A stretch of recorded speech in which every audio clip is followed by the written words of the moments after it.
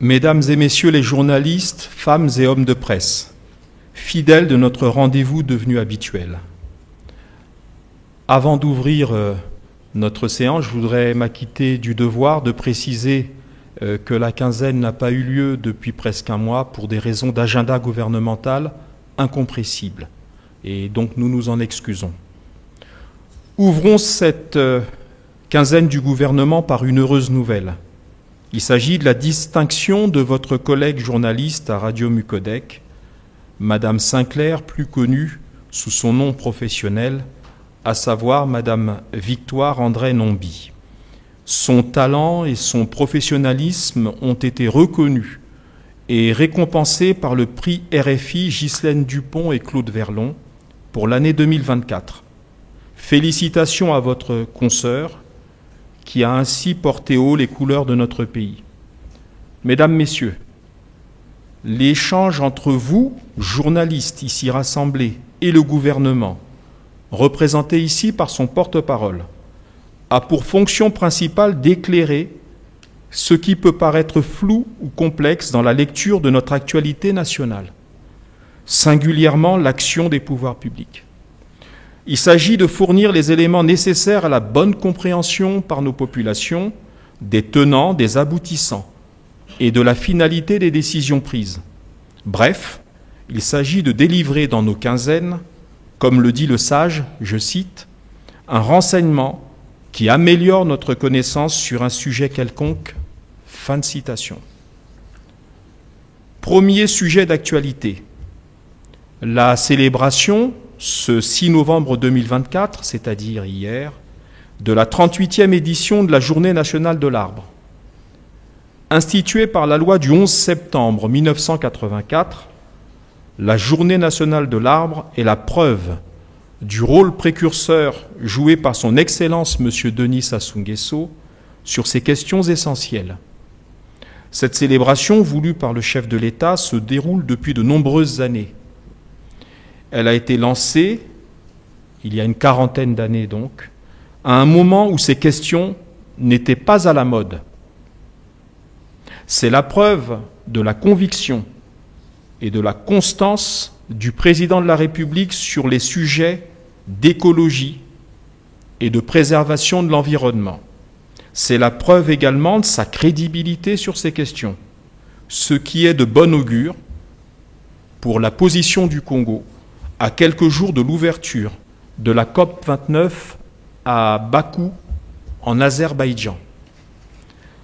Le président de la République, à travers cette journée nationale de l'arbre, incite les populations sur l'ensemble du territoire national à planter symboliquement des arbres. Cet acte citoyen est devenu une tradition et s'inscrit dans l'esprit des grandes initiatives qui résistent à l'épreuve du temps. Cette année, l'année 2024, le président de la République a souhaité que cette journée nationale de l'arbre, qui a eu une portée nationale, soit consacrée au verdissement de nos agglomérations urbaines, c'est-à-dire que nos agglomérations urbaines mettent en avant les considérations liées au planting et à tous les bienfaits en termes de climat, d'écologie, d'environnement, et tout simplement de bonheur de vivre, mettent tous ces avantages en avant pour que nos villes soient plus agréables. Ces plantings d'arbres participent de la mise en œuvre de la politique de l'État en matière de reboisement et d'afforestation. Ils ont mobilisé les Congolaises et les Congolais dans leur diversité et sensibilité, depuis les simples citoyens jusqu'aux décideurs, des organisations non gouvernementales, de la société civile, aux confessions religieuses, en passant par les associations œuvrant dans le domaine de la forêt. Chacun y a mis du sien. Cette mobilisation populaire constatée hier sur toute l'étendue du territoire national a marqué le succès de la 38e Journée nationale de l'arbre. Mesdames et messieurs, ces derniers jours ont également été marqués par le séjour au Congo d'une délégation chinoise, conduite par le secrétaire général du comité de suivi des recommandations du Forum de coopération Afrique-Chine, FOCAC en sigle. Souvenons-nous que le président Denis Sassou Nguesso co-préside ce forum pour les 4 prochaines années aux côtés du président Xi Jinping. Il s'agit notamment de mettre en place les conditions d'exécution du plan d'action sino-africain 2024-2028, fondé sur une enveloppe de 50 milliards de dollars mise à disposition de l'Afrique par la Chine lors du récent sommet de coopération Afrique-Chine qui s'est déroulé à Beijing. Nous touchons ici du doigt l'éminente responsabilité confiée à notre président, au nom de ses pairs africains et aux côtés de son homologue chinois, dans le choix et la mise en œuvre des grands projets structurants sino-africains sur le continent pour les prochaines années.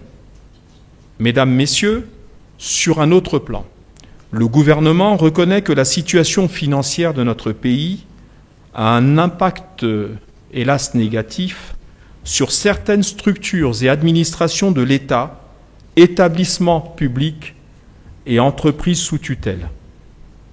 Cette situation sociale devenue difficile et parfois scandée au travers des réseaux sociaux amène les pouvoirs publics à se féliciter, malgré tout, de la résilience et de l'esprit de responsabilité des agents et travailleurs concernés. Le gouvernement les encourage donc à poursuivre les discussions avec l'État, dont l'État, la ligne directrice est de privilégier en toutes circonstances le dialogue social. Il s'agit de trouver ensemble des solutions pour juguler la crise et alléger le quotidien de nos concitoyens.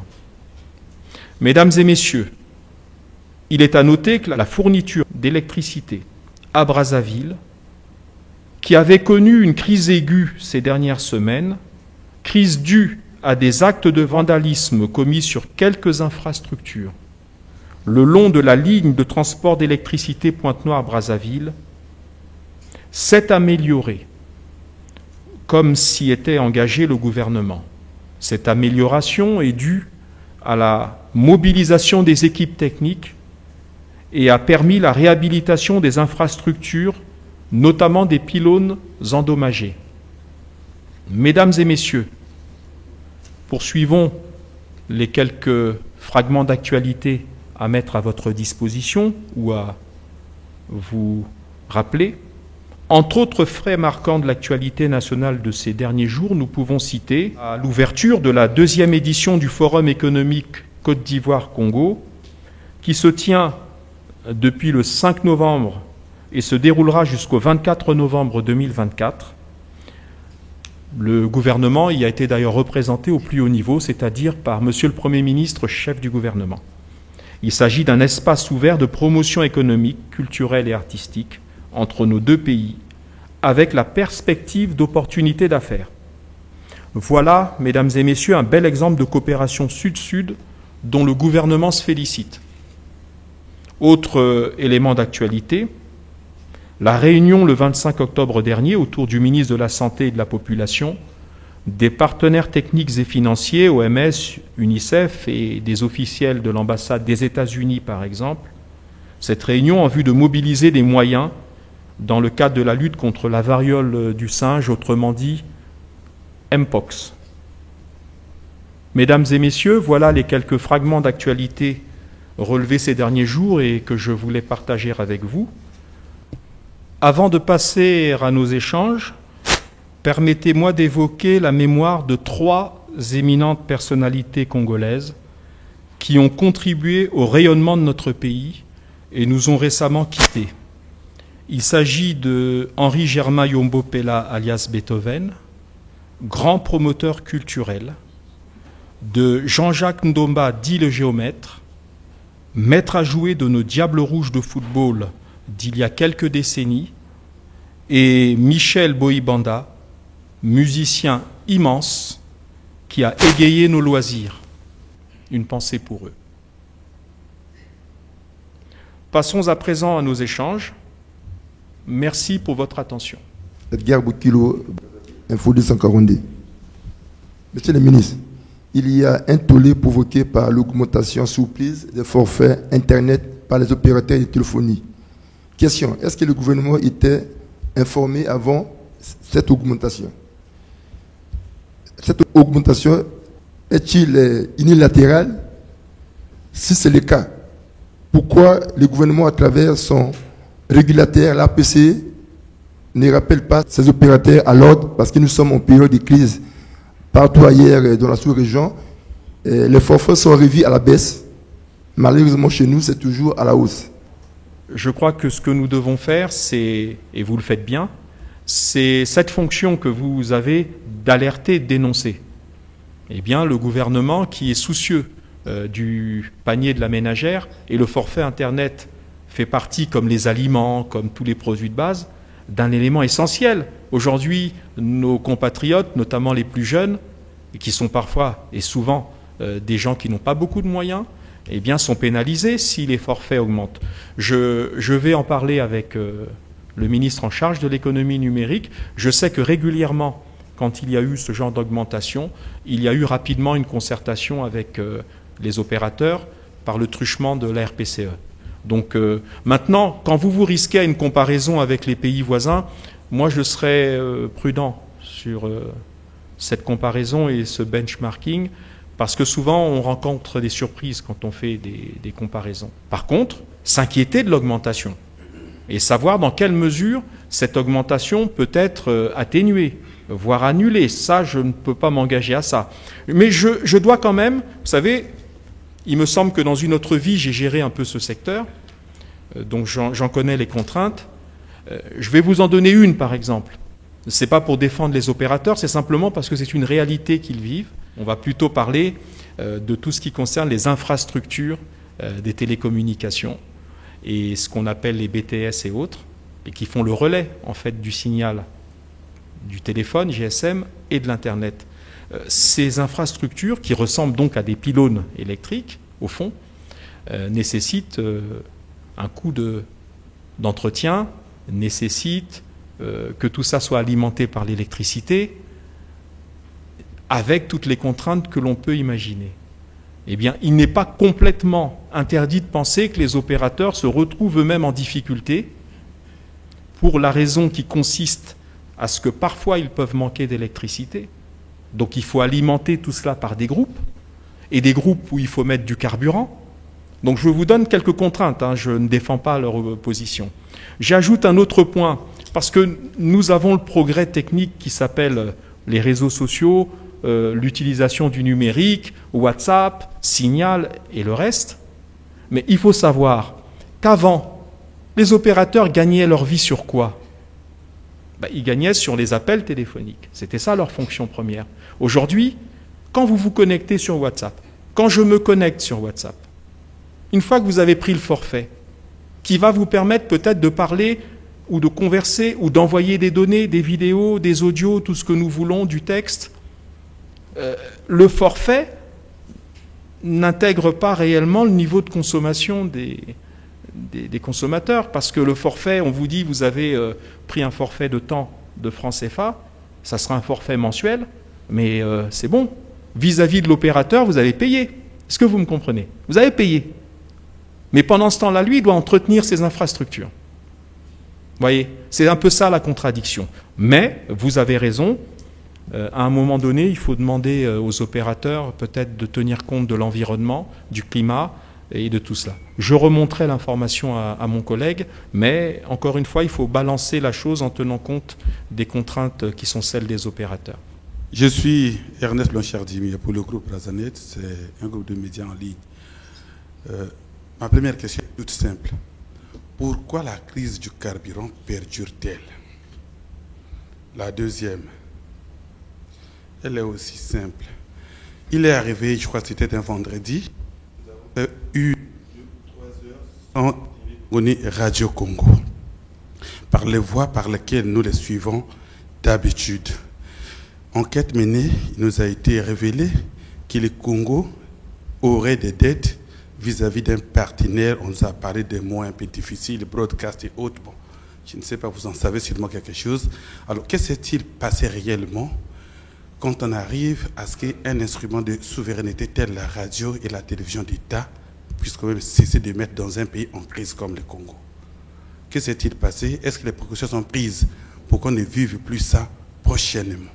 Bon, pour la crise du carburant, malheureusement, les mêmes causes produisent les mêmes effets.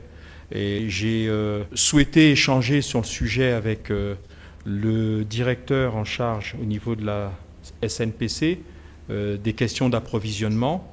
Il s'avère que pour des raisons diverses, nous n'avons pas obtenu le contact direct avec notre interlocuteur, mais nous communiquerons parce que, au-delà de la quinzaine du gouvernement, nous communiquerons par les voies officielles quand nous aurons une information, et pourquoi pas sur les réseaux sociaux, et pourquoi pas non plus dans notre groupe qui permettra d'éclairer l'ensemble des hommes et femmes de presse qui pourront eux-mêmes éclairer les populations. Il s'agit de quelque chose d'extrêmement désagréable. Hier, je cheminais dans la ville en quittant mon bureau, et nous sommes arrivés à un point que je ne nommerai pas, mais proche d'une station, et j'ai vu mon chauffeur qui quittait. Vous voyez, il y a deux voies, celle qui part comme ça et celle-là. Et j'ai vu que les voitures devant nous bifurquaient pour prendre à contresens la voie des véhicules qui venaient comme ça. Et j'ai demandé à mon chauffeur, mais qu'est-ce qui se passe? Et en fait, tous les véhicules qui étaient devant nous étaient arrêtés pour attendre le carburant qui se situait dans une station qui était à quelques dizaines de mètres de là, mais une file extrême.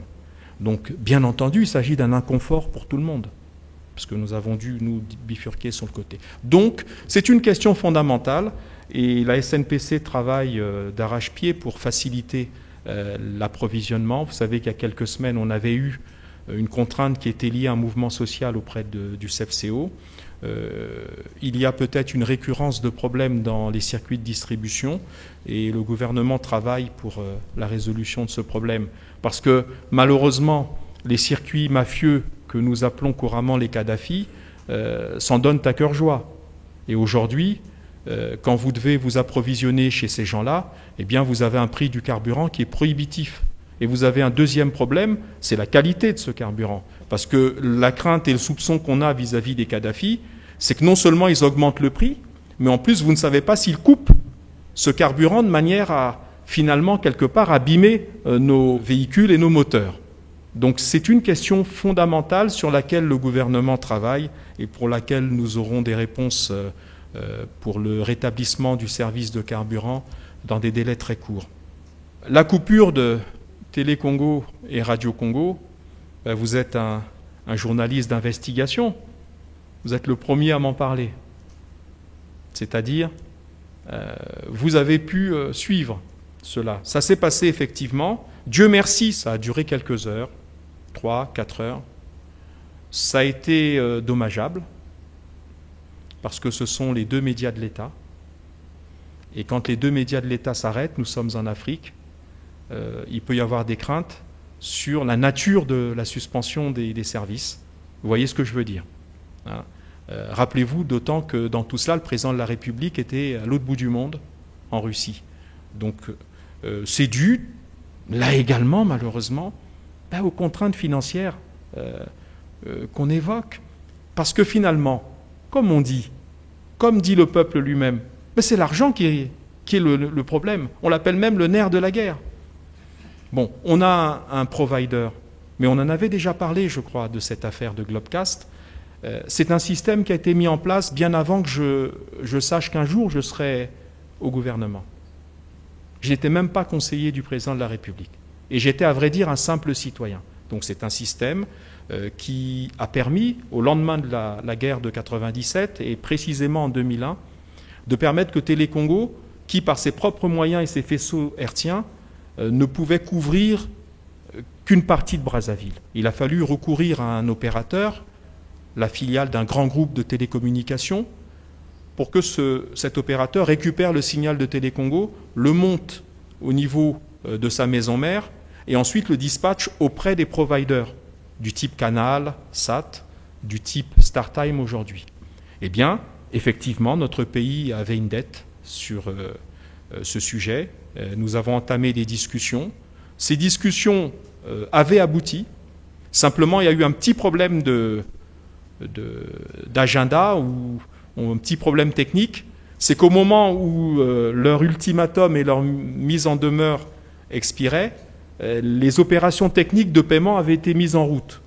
Mais vous savez comment ça se passe, et si vous ne le savez pas, Monsieur Dimi, je vous le dis, c'est que tous les paiements internationaux passent par une programmation au Trésor, une transmission de l'ordre de virement auprès de la banque du destinataire à la Banque centrale, et ensuite la Banque centrale émet techniquement, fait les opérations de virement et émet une preuve de virement qui s'appelle un SWIFT.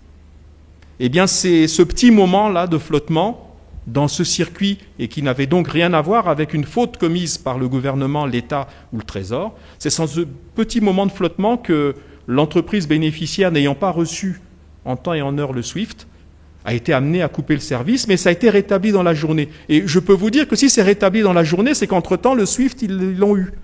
Donc c'est juste une question de... Voilà, petite question de délai au niveau bancaire et en matière de virement. Merci, Monsieur le ministre. Aline France et Tokabuka de Télécongo. Vous l'avez évoqué dans votre mot introductif, Monsieur le ministre, la conférence des parties sur le climat. Oui. COP 29, je pense, qui s'ouvre dans quelques jours à Bakou, en Azerbaïdjan. Le chef de l'État, naturellement, il prendra part, comme il a toujours su le faire. Alors, cette COP, comme vous le savez, Monsieur le ministre, est qualifiée de charnière, puisqu'elle ambitionne d'œuvrer dans la concrétisation de plusieurs accords et projets signés depuis plusieurs rencontres qui ont déjà eu lieu précédemment, notamment l'accord de Paris, qui date de 9 ans déjà aujourd'hui, avec son point essentiel qui est celui du mécanisme d'octroi de crédit dans le cadre du marché carbone. Là encore, les Africains en attendent beaucoup. Alors, Monsieur le ministre, dites-nous, quel sera le message du président de la République à cette COP en sa qualité de président de la commission climat du bassin du Congo, lui qui portera naturellement la voix de l'Afrique centrale. Est-ce qu'il y aura du répondant dans ce sens? Merci.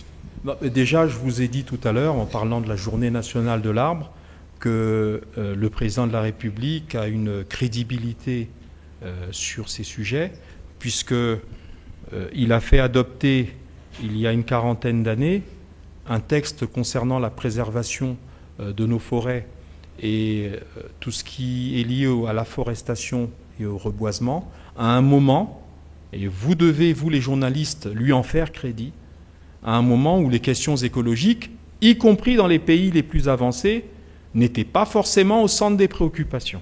Donc c'est déjà un gage de crédibilité. Il va donc porter la voix du Congo et la voix de l'Afrique avec ce socle de crédibilité. La deuxième réflexion, et vous avez bien raison, on parle de la COP 21, je crois que ça s'appelait comme ça en 2015, c'était la numérotation de cette édition-là, c'était il y a 9 ans. Et l'année qui va commencer, on entrera dans la 10e année. Il y a eu des engagements financiers qui ont été pris par les pays les plus nantis. Et il faut reconnaître et déplorer que ces engagements ne sont pas tenus. Donc je crois que le président de la République portera également son message sur les promesses non tenues et l'urgence de tenir ces promesses. Maintenant, nous avons une position qui est d'autant plus crédible, et là je parle du bassin du Congo, vous avez parlé du fait que le président de la République présidait la commission climat du bassin du Congo. Il faut savoir qu'aujourd'hui, les spécialistes et scientifiques le disent, il y a 3 grands bassins, Bornéo-Mékong, Amazonie et le bassin du Congo. Aujourd'hui, au moment où nous parlons, le bassin du Congo est le seul qui arrive à avoir un solde positif pour ce qui concerne les questions du carbone. C'est-à-dire que c'est le dernier bassin qui aujourd'hui arrive encore à maintenir les conditions qui permettent la protection de la biodiversité. Le seul. Les autres, malheureusement, émettent plus que ce qu'ils séquestrent. C'est clair.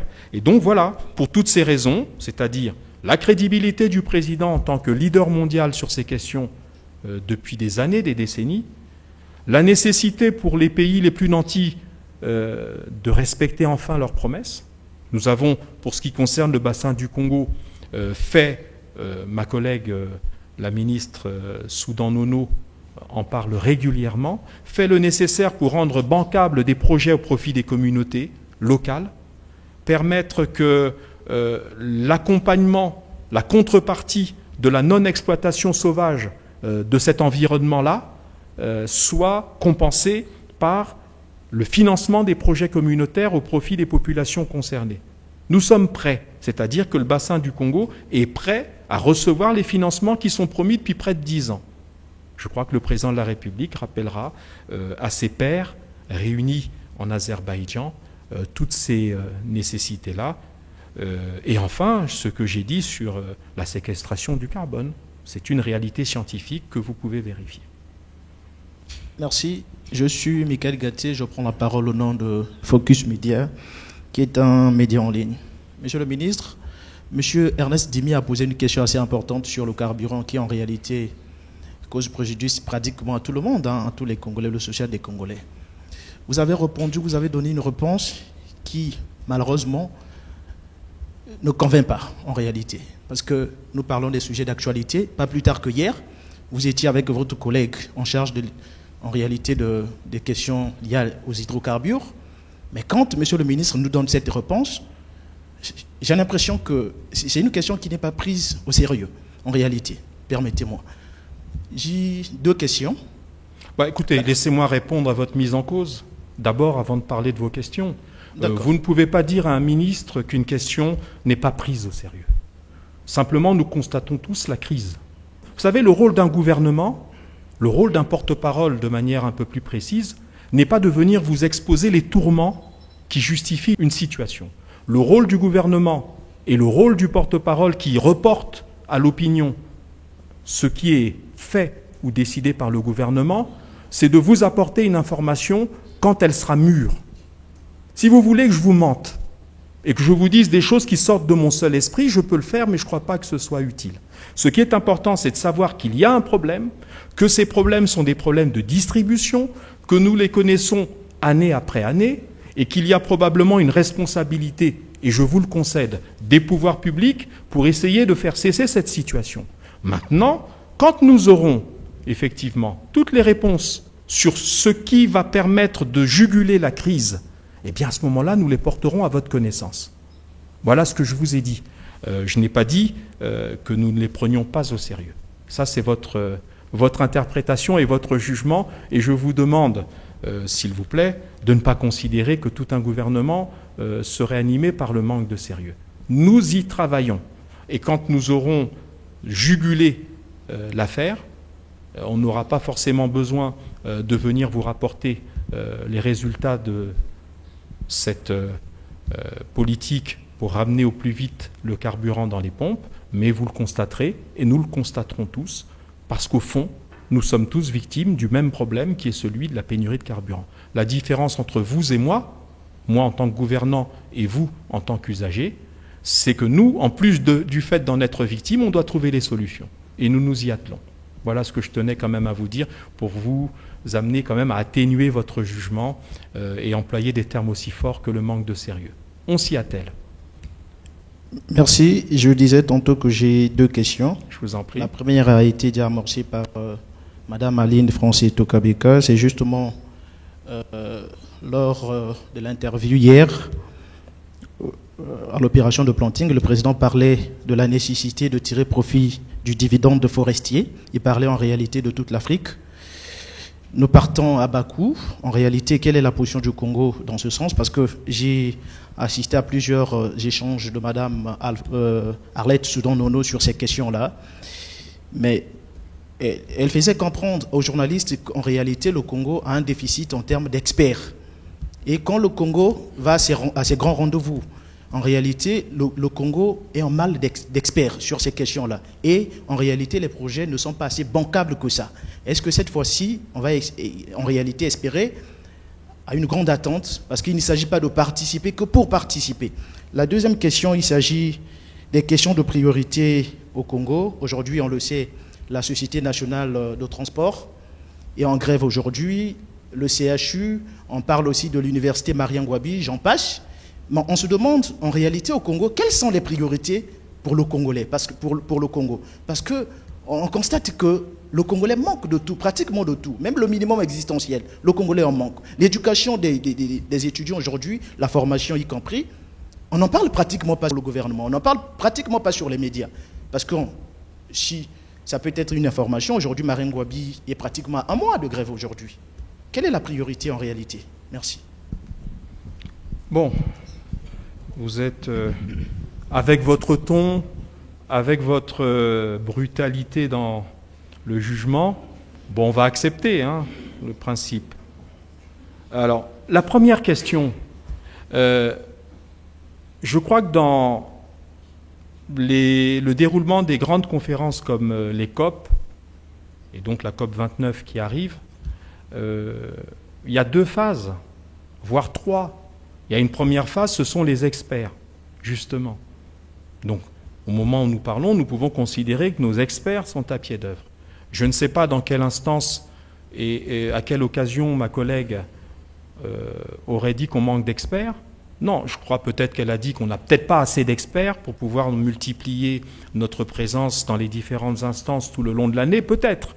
Mais dire que nous manquons d'experts, ça serait, dans leur qualité, je veux dire, leur compétence, ça serait un jugement très sévère, parce que sinon, excusez-moi l'expression, mais on entendrait à travers le monde, et ça viendrait à nos oreilles, mais le Congo se ridiculise en envoyant dans ces conférences où il faut des scientifiques et des experts, des gens qui ne sont pas au niveau. Vous savez, il n'y a pas d'indulgence.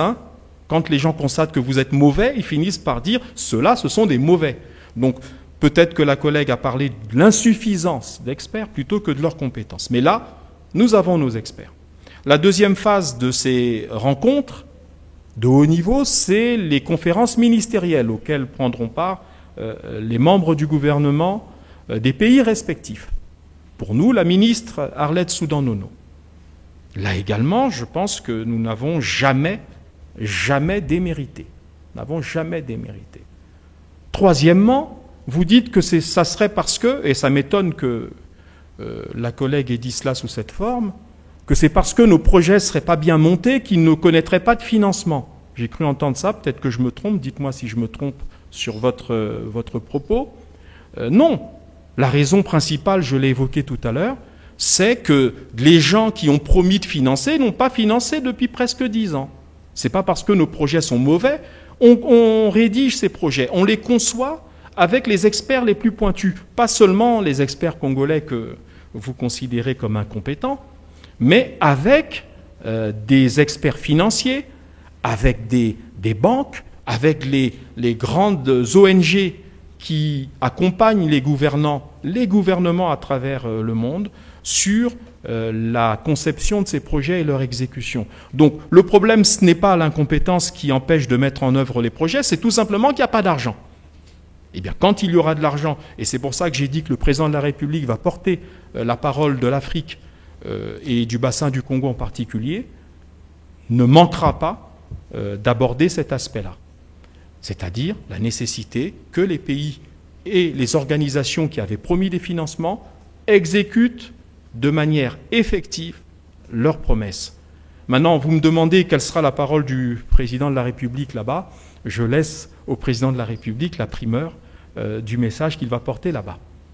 Le deuxième point, ce n'est pas une question. Vous dites que quelles sont les priorités. En gros, vous n'avez pas les bonnes priorités, et ceci et cela. Je crois que sur ce sujet, et cela fait même l'objet, je crois, des 2 ou 3 dernières quinzaines, où les journalistes que vous êtes avaient soumis au porte-parole du gouvernement les difficultés qui sont celles des différents services publics et des administrations, des établissements publics sous tutelle et les entreprises d'État. C'est quelque chose aujourd'hui de notoire. Le problème, c'est l'insuffisance des ressources qui, hélas, empêche le paiement des arriérés d'un côté et font que des paiements courants, c'est-à-dire, par exemple, on dit, on est en novembre, on va payer novembre, mais il y a les arriérés de plusieurs mois en amont. Tout cela est vrai, mais ce n'est pas une question de négligence ou d'absence de priorité cohérente de la part de l'État, c'est l'absence d'argent. On en revient toujours à ce problème-là. J'ajouterai d'autres éléments, mais je vais les aborder, on va dire, juste de manière symbolique et un peu en allusion, pour que nous nous comprenions. Il y a dans les sociétés, les établissements ou les administrations en difficulté, peut-être aussi la nécessité de regarder si les ressources qui sont générées par l'activité sont effectivement affectées à la gestion des charges. Nous ne sommes pas une économie soviétisée, c'est-à-dire on n'est plus un pays communiste où c'est l'État qui sortait de sa caisse et qui donnait régulièrement. Il y a donc une part à faire entre la nécessité pour l'État d'avoir le plus de ressources possible, je dis bien le plus de ressources possible, et c'est le fameux comité de trésorerie et en charge de l'optimisation des ressources. C'est ce comité qui va nous apporter la solution. Récemment, nous avons vu passer une correspondance, un communiqué pour être précis, du ministère des Finances qui parlait d'un programme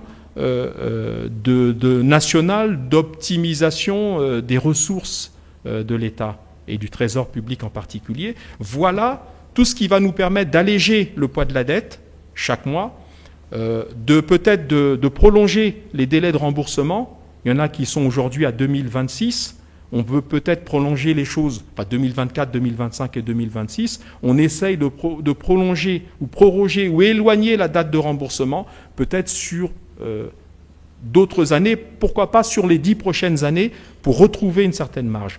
Voilà, c'est un problème de trésorerie, ce n'est pas un problème de priorité qu'on ne prendrait pas en compte. Hein, je tiens quand même à le souligner, le gouvernement est à la tâche et s'arrange au maximum pour réduire les charges mensuelles qui peuvent être dues à la dette. Enfin, j'ajoute un point que j'ai dit en introduction sur le sujet. Le gouvernement, d'abord, vraiment félicite les agents concernés pour leur résilience malgré la crise. Ils optent pour des revendications qui sont des revendications pacifiques, qui sont des revendications dans la paix, et le gouvernement s'efforce, à chaque fois qu'une revendication est mise en avant, de recevoir les syndicalistes ou les collectifs et privilégie avec eux, et c'est leur honneur à eux qui sont dans la difficulté, privilégie le dialogue social. Fulgence Zekito Brazanet. Monsieur le ministre, depuis un moment, dans certains quartiers de Brazzaville, les camions de l'armée ramassent et les ordures et les bacs à poubelles de la société Averda. Ma question est celle de savoir, le contrat entre le gouvernement congolais et la société Averda est toujours en cours. Et si ce n'est pas le cas, qu'en est-il des 2000 francs qui sont prélevés chaque fin du mois dans le revenu des Congolais? Il faut savoir que la première cause du désordre lié à l'amoncellement des ordures, c'est une grève qui a duré quelque temps au niveau des agents d'Averda. Et partout dans le monde où la société de ramassage des ordures connaît des perturbations liées au climat social, vous retrouvez malheureusement l'amoncellement des ordures. Aujourd'hui, vous l'avez évoqué, l'État a mis en place des mécanismes exceptionnels, parmi lesquels l'armée, donc le génie militaire pour résumer, de manière à ce que nous puissions obtenir le ramassage des ordures qui vraiment défigurent notre capitale. Donc ce service est en cours, il vient en complément de ceux d'Averda. Alors, vous évoquez la situation contractuelle, je crois qu'elle est claire. Averda a même, je crois, publié un communiqué que j'ai aperçu sur les réseaux sociaux. Il y a une phase de cessation du contrat avec l'entreprise Averda et le recrutement d'une entreprise pour leur succéder. J'ai lu, comme tout le monde, des échos d'un journal en ligne, un journal français en l'occurrence, Africa Intelligence, qui avait publié une information avec des chiffres totalement fantaisistes, et ça je le dis de la manière la plus ferme, C'est une fake news qu'ils ont publiée, hein, une fake news. Là, on est dans la pure fake news en disant que l'État devrait plus de 100 milliards de francs CFA à Averda. C'est faux. La dette d'Averda a été traitée pour l'essentiel. Et aujourd'hui, je suis en mesure de vous dire qu'il y a un reliquat de 15 à 16 milliards dû à Averda. Vous voyez, ce n'est pas ces montants de 100 milliards. C'est faux. La dette résiduelle d'Averda, c'est 16 milliards. Donc, le gouvernement communiquera, le moment venu, avec les services compétents de la mairie de Brazzaville, quand le contrat va cesser et quand l'entreprise qui va succéder sera mise sur les fonds baptismaux et se mettra à la tâche. Pour l'instant, le contrat n'est pas encore résilié, donc l'obligation de payer est là. Alors je comprends, vous faites le lien entre les ordures qui se sont accumulées du fait de la grève et la persistance du paiement de cette taxe. Le contrat est en cours. Maintenant, il y aura des ajustements très certainement entre l'État et Averda, puisque je vous ai parlé d'un reliquat de dette de 16 milliards. Donc forcément, quand un contrat prend fin, c'est un peu comme dans les couples, excusez-moi de le dire comme ça. Quand un couple se sépare et divorce, à ce moment-là, on fait les calculs. Hein. Moi, j'ai apporté tant, j'avais fait ceci, mais il faut me rendre cela. Donc c'est à ce moment-là, au moment du divorce, quand il sera consommé, que les parties prenantes, nous d'un côté et Averda de l'autre, eh bien on va régler ces comptes-là de manière à dire mais on a versé 2000 par un machin et c'était un moment où votre service n'était pas ceci, pas de qualité. Donc c'est des choses qui se feront. Je comprends votre souci, mais elles s'évoquent plutôt dans le cadre des discussions, des négociations qui se font au moment de la rupture. Donc ça se fera à ce moment. Gustavo Sira, je représente le média Écho du Vrai. Monsieur le ministre, j'ai eu une question qui concerne la situation socio-économique actuelle du pays. D'une manière générale, l'opinion reste confuse sur cette situation. Pourriez-vous nous dire, monsieur le ministre, quel type de crise le pays traverse? C'est une crise de la dette. Je crois que le gouvernement a communiqué là-dessus de manière abondante. Et je vous rappelle le communiqué dont j'ai parlé du ministre des Finances d'il y a quelques jours, qui a été partagé sur les réseaux sociaux et qui, de manière synthétique, et si j'en donne quelques points, dit en gros, notre problème, c'est pas qu'on n'encaisse pas d'argent. Notre problème, c'est qu'on a, sur le marché financier de la CEMAC, principalement, emprunté dans des conditions de court terme que nous avons pu supporter pendant un temps, et aujourd'hui, face à la puissance des montants à rembourser mensuellement, l'État s'est retrouvé, parce que c'est des remboursements qui sont évidemment nécessaires, vous empruntez, vous remboursez. Eh bien, cette charge était devenue telle qu'il fallait mettre en place un mécanisme interne, c'est le comité de trésorerie et d'optimisation des ressources, comité de trésorerie présidé par le chef de l'État et composé des ministres compétents, depuis le Premier ministre jusqu'au ministre sectoriel, et donc chercher à renforcer le niveau de ressources que nous avons chaque mois pour faire face plus facilement. C'est cela le premier problème. La deuxième solution, après avoir mis en place des mécanismes pour renforcer, augmenter les ressources, les optimiser, comme ils disent dans leur langage financier, mes collègues du gouvernement.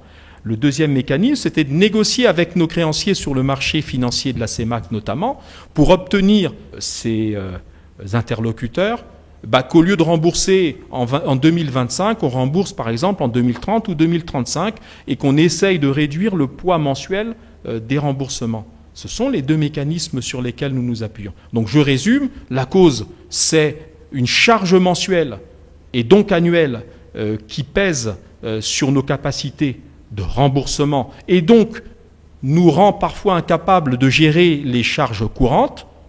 Et la deuxième chose, les solutions, c'est d'optimiser les ressources en interne, trouver le maximum de possibilités de renforcer les ressources financières, là où on constate peut-être des gaspillages, peut-être des fraudes, peut-être ceci ou cela. Et enfin, de négocier avec les fameux créanciers à court terme pour obtenir d'eux des allongements pour la durée de remboursement, un aménagement des intérêts moratoires et tout ce qui peut permettre de nous rendre un peu plus à l'aise pour respecter nos charges courantes.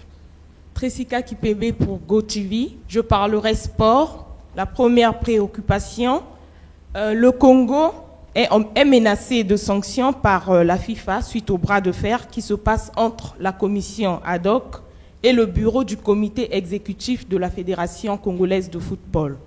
Il y a quelques jours, l'Assemblée nationale avait convoqué les 3 parties, le comité exécutif, le ministère en charge des sports et puis la commission ad hoc pour prendre à bras le corps ce problème afin de résoudre et apporter une solution.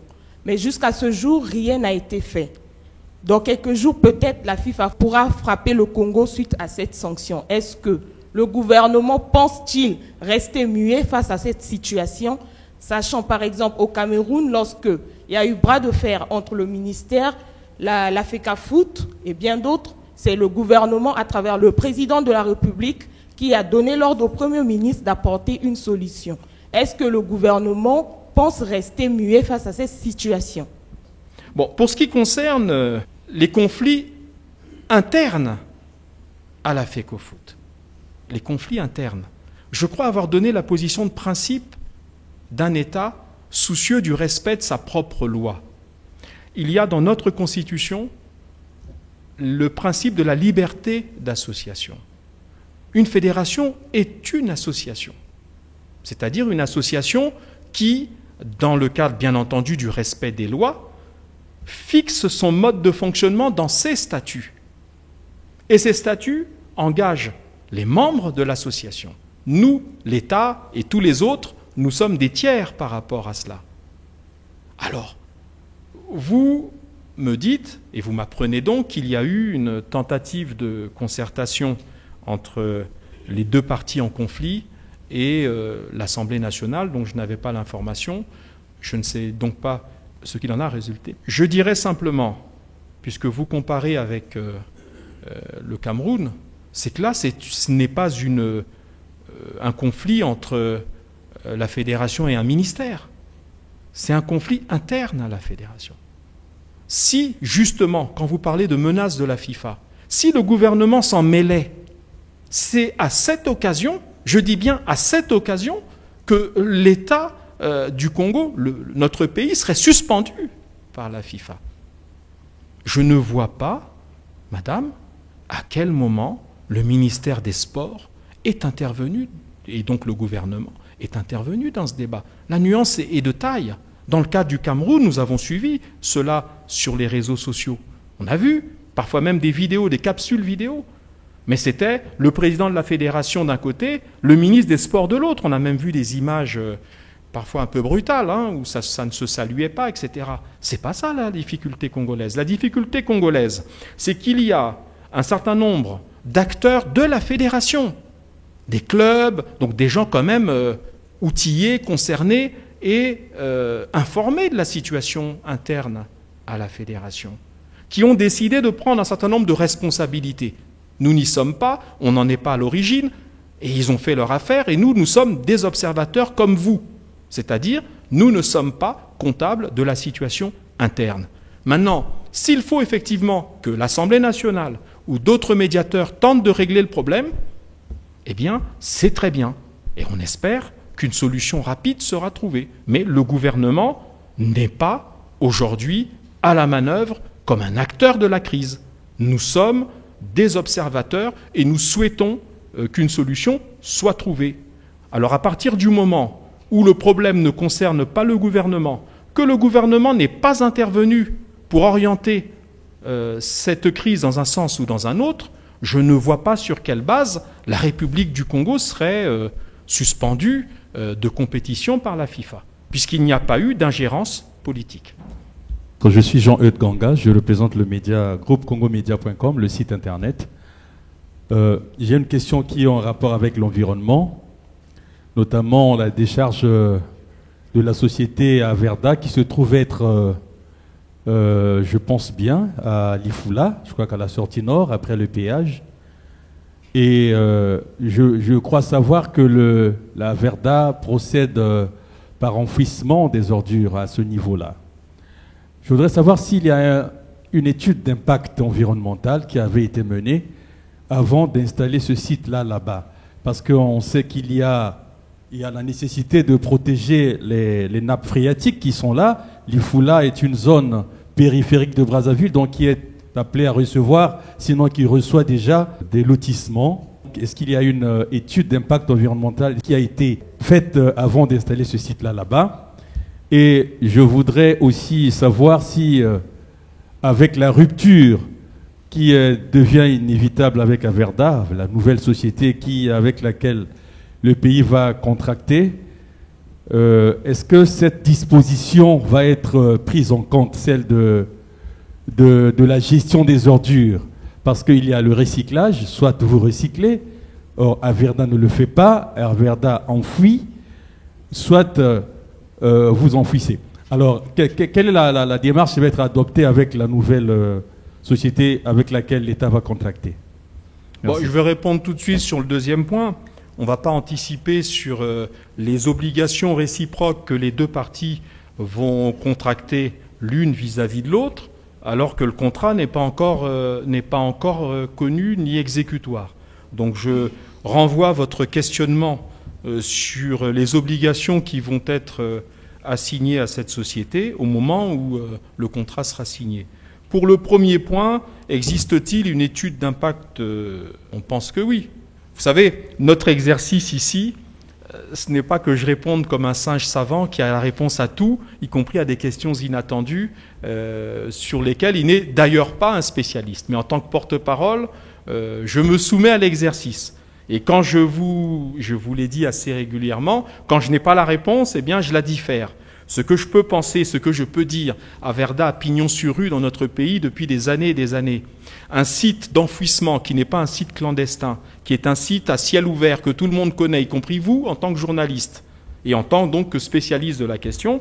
Je connais aussi la rigueur et les exigences de ma collègue Madame Marlette Soudan-Nouno, dont je peux vous dire qu'à chaque fois qu'il y a le moindre projet qui est évoqué, je parle des projets à venir, en Conseil des ministres, eh bien, elle a une exigence: y a-t-il eu l'étude d'impact environnemental? Quand on a une collègue comme ça sur le dos, c'est-à-dire qu'elle a l'énergie, elle a tout ce qu'il faut, je peux vous assurer que l'étude, vous l'avez faite en amont, parce que vous savez qu'elle bloquera le dossier et a raison. Donc, je peux anticiper pour dire qu'il y a eu une étude environnementale. Maintenant, vous parlez, et c'est peut-être une des raisons aussi, au-delà de la qualité du service entre Averda et l'entreprise qui va lui succéder, vous dites qu'il aurait fallu peut-être évoquer des questions de recyclage. Peut-être aussi que ça fait partie des raisons qui amènent l'État à faire évoluer un peu les choses avec une entreprise qui apportera peut-être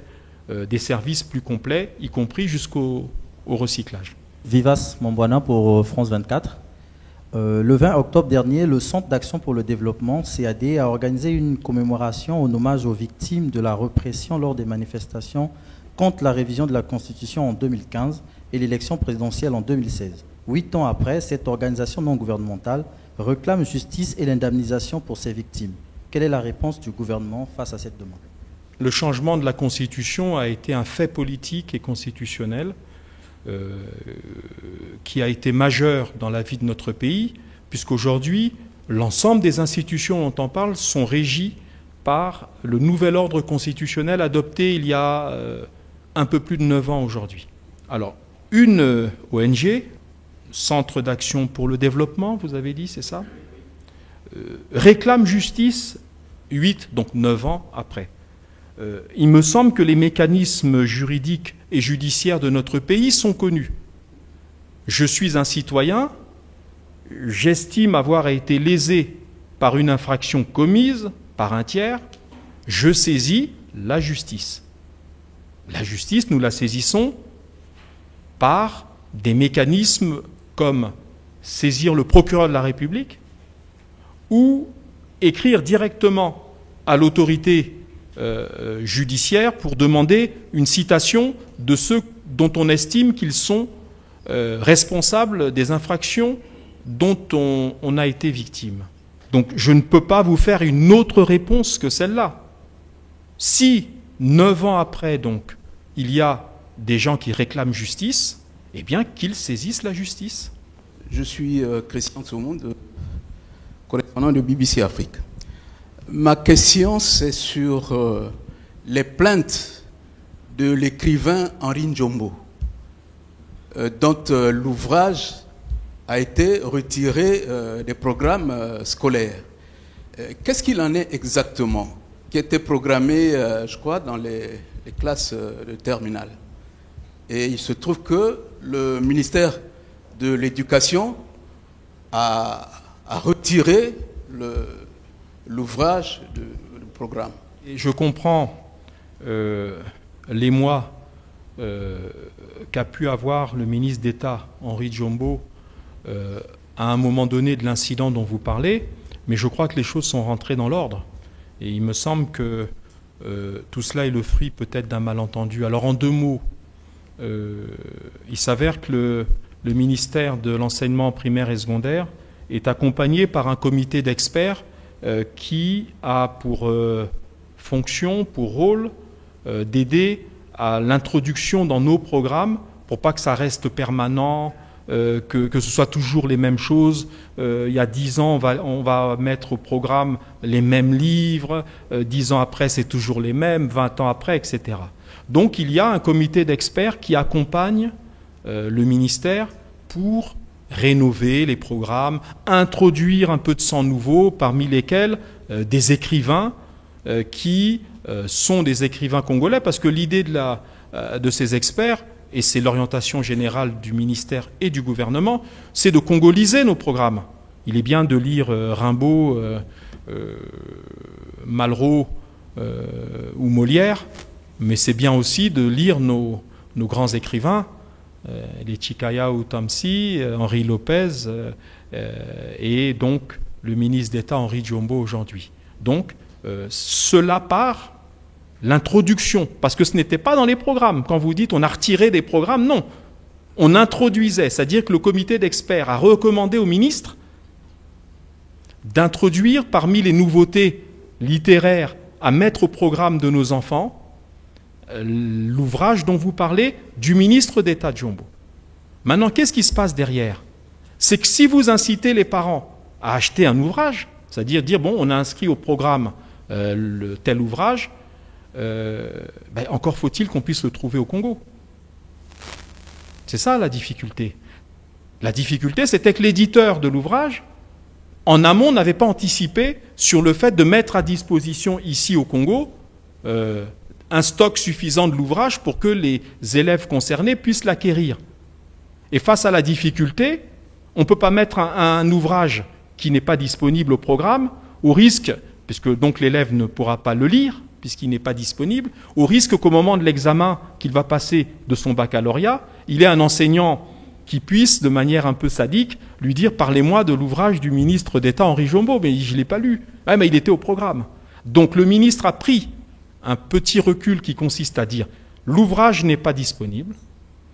L'éditeur a pris l'engagement que pour l'année scolaire prochaine, cet ouvrage sera rendu disponible, donc il va mettre en œuvre une production et une arrivée au Congo de l'ouvrage du ministre d'État Henri Njombo. Et donc, c'est l'année prochaine, quand ces ouvrages seront disponibles à l'achat et à l'acquisition pour les élèves, que l'ouvrage sera de nouveau inscrit. Donc ce n'est pas une censure, ce n'est pas une mauvaise manière, et je peux vous dire aujourd'hui, d'après les informations que le ministre Moutou m'a données sur cette question, puisqu'elle a fait un petit peu de bruit quand même la question, il m'a dit que le ministre d'État Henri Njombo avait été rassuré, satisfait, et son éditeur et lui-même sont à l'œuvre pour que l'ouvrage arrive ici massivement pour l'année prochaine.